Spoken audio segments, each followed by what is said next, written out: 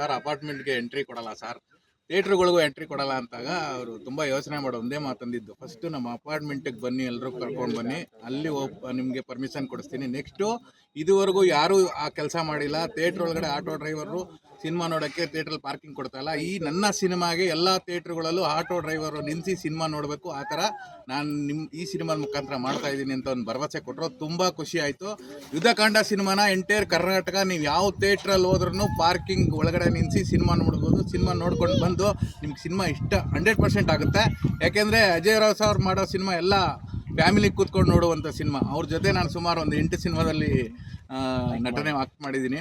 So ಇದರಲ್ಲಿ ಒಂದ್ರಲ್ಲಿ ಮಾಡಿಲ್ಲ, ಗೊತ್ತಿಲ್ಲ ಯಾಕೆ ಅಂತ ಗೊತ್ತಿಲ್ಲ, ನನ್ನ ಮೇಲೆ ಕೋಪ ಇರಬೇಕು ಅವ್ರಿಗೆ.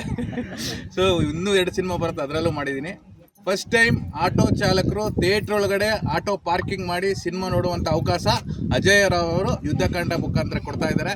ನಿಜವಾಗ್ಲೂ ನಮ್ಮೆಲ್ಲರಿಗೂ ಖುಷಿಯಾಗೋದು. ಎಲ್ಲ